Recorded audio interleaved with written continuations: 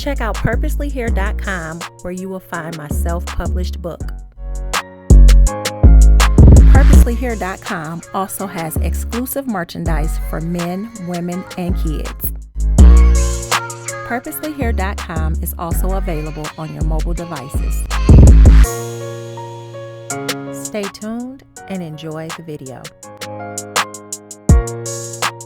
What's up, YouTube? It's Sametria Beckem, and I'm back with another video. Hey, make sure you like, share, and subscribe to my channel. Check out my website, purposelyhere.com, where you can find exclusive merchandise, such as the hoodie that I am wearing today. So you guys, let's hop right into the video.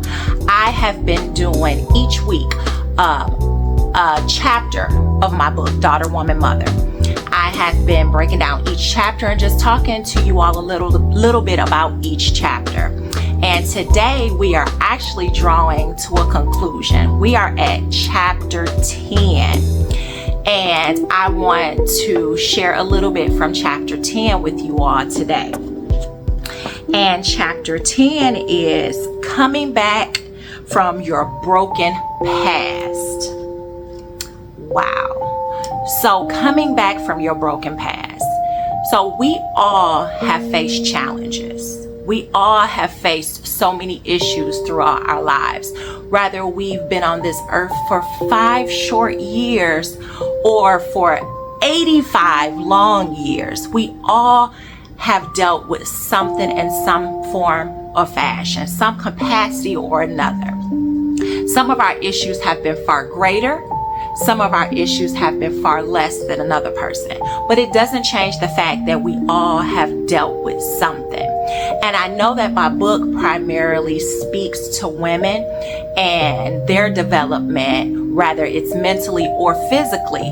But in that last chapter, coming back from a broken place, it kind of can apply to all of us. We've all dealt with some sort of issue that has broken us. And we're trying to find a way to redeem ourselves from the issues that have broken us. And it's not impossible. I know somebody out there is maybe dealing with a situation of rape, and they may think that, I'll never come back from it. My life will never be the same. I'll forever be broken from this. I'll forever be tarnished or feel some type of way because what has happened to me. And I understand, not from the perspective of me having been in those specific shoes, but having dealt with things or situations, and it feels like I'll never come back from the situation. But the truth is, while we may always think about and always know what has happened to us, we still can be healed. We still can be delivered. We still can be set free. It's going to take work. It is going to take change. It is going to take a willing mind to want to move beyond, to want to move past what has broken us. We will need to put in work. You don't put it in today and then tomorrow you feel good and then you think the process is over. This is a consistent, ongoing process. The reason for this is anytime that you want to grow, you want to better yourself, you want to change, the enemy is always there to place doubt in your mind. He's always there to put that seed of doubt within your heart. So if he'll let you go and he'll allow you to think, okay, I'm better. And then you stop or you slow down the things that you were doing to get you there. And just at that appointed time is when he will return into your life to remind you of what has happened. And it breaks you again. That's why I say it's an ongoing cycle. You always have to be in a position of working on your healing or working on your deliverance, because the enemy won't let you be. He's going to always be there to try and break you, to try and pull you down. So that's why I say it takes consistent work. It takes ongoing work. Yes, you might be dealing with the traumas of maybe a parent walking off on you. You might be dealing with the trauma of a loved one suddenly passed and are dying. But it doesn't mean that you can't be healed. It doesn't mean that the Most High can't step in and he can't heal your broken heart. He is there to pick up those pieces, but you have to do the work. Some days you may not even want to get out of bed. Some days you may choose to lie in the bed and under the covers and not face the world or the situations that you're dealing with. But guess what? It'll still be there. It's not going anywhere. You have to want to fix it. It's okay to cry. It's okay to be frustrated, because when you're frustrated, it pushes you to want to do something about it. It's when we become complacent and content with our situation is when we stop working. As long as be thankful and grateful when you're dealing with those frustrating situations or those frustrating thoughts, because the frustration pushes you to say, I gotta do something about it. I gotta fix it. So all praises to the Most High for dealing with frustration. We're upset when we are frustrated, but let's praise him in our frustration, because like I said, frustration pushes us to say, I need to make a change. It's only so long that you're willing to deal with frustration before you decide to say, there is something that I have to do about it. So in that frustration, do something about it. Get on your knees, pray. And I know that we can't heal one another. We can't fix one another. That is a job and a task only for the Most High to do. But it's still good to have that person in your life that you can call on, that you can lean on, that you can say, pray with me and pray for me. Find that person that can be in your life. Pray and ask the Most High to send that person in your life to help you through your broken times. It's because a true loved one, a true friend will be there to help you, to listen, to walk you through, to pray with you. We are to be helpers one to another. So don't ever think in those times that you have to suffer and you have to fight it by yourself, because you never know who may have come from where you're trying to get to. I think I said that right. But we all need to have that someone in our lives to help us through our broken times. The Most High wants us healed. He wants us delivered. Hallelujah. So that we can help another just like we were helped. Because trust and believe, you're not the only one that's going through your situation. I even had to learn that with dealing with my book and everything that I dealt with. My book was my way of healing. It was my way of delivering a message to someone else that very well may have dealt with or is dealing with the things that I have. So understand this, your brokenness is not always for you. Your brokenness can be for another person too. So that when you're delivered, you know how to be there for another person and guide them through to get them to their healing.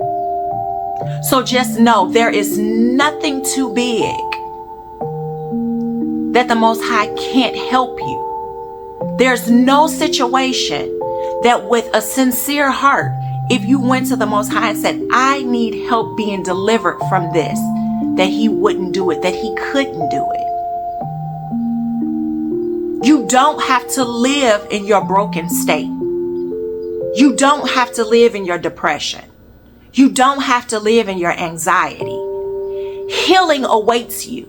You have to want it. You have to fight for it.